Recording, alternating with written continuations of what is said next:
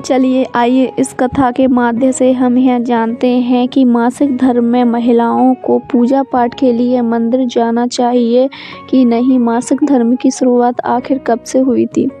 बहुत समय पहले की बात है, जब इंद्रदेव ने वृत्रासुर नामक ब्राह्मण की हत्या कर दी थी, जिस कारण से इंद्रदेव को ब्रह्म हत्या का पाप लग गया था। और इंद्रदेव जब ब्रह्म हत्या के पाप से मुक्त होने के लिए इंद्रदेव भगवान विष्णु के पास पहुँचे और उनसे इस पाप से मुक्त होने के लिए बोला, तो विष्णु जी ने इंद्रदेव से कहा कि तुम अपना यह पाप 4 चीज़ों में बांट सकते हो।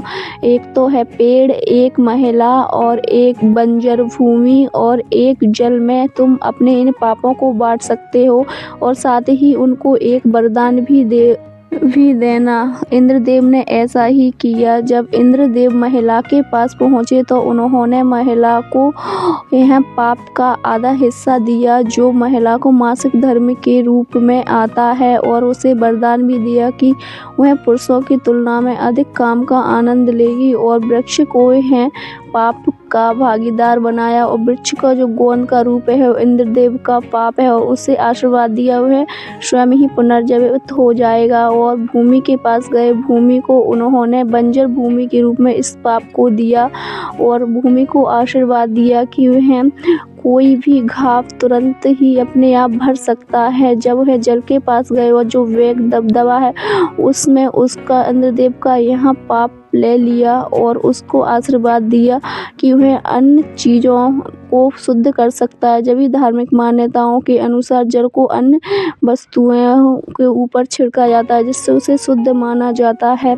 ऐसा नहीं है कि मासिक धर्म को एक पाप के रूप में देखा गया है, बल्कि उसने तो इंद्रदेव का पाप महिलाओं ने अपने ऊपर लिया है और बहुत ही पुण्य का काम किया है।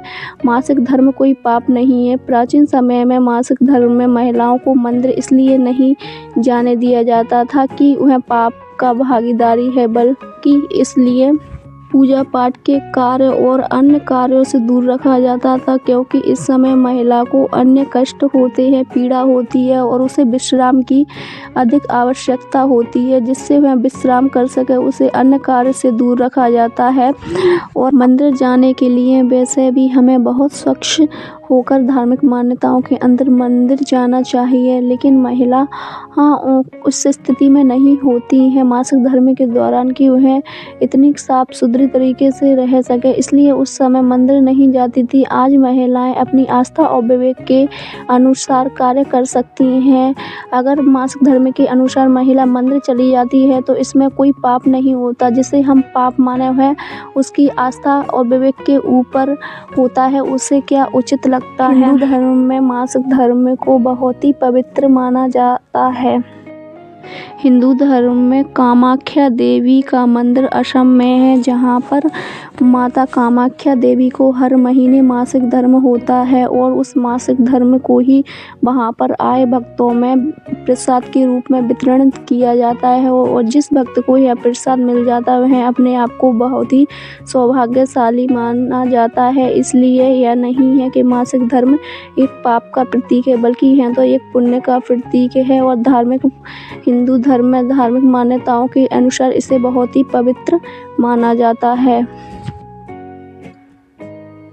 हमें यह ज्ञात होता है कि हम मासिक धर्म के दौरान अगर मंदिर जाते हैं तो यह कोई पाप नहीं है, बल्कि हमें सिर्फ अपनी शुद्धता का ध्यान रखना चाहिए, जो कि मंदिर जाने से पहले हर एक व्यक्ति को करना पड़ता है। अगर आपको यह वीडियो पसंद आई हो तो चैनल को सब्सक्राइब करें और वीडियो को लाइक करें।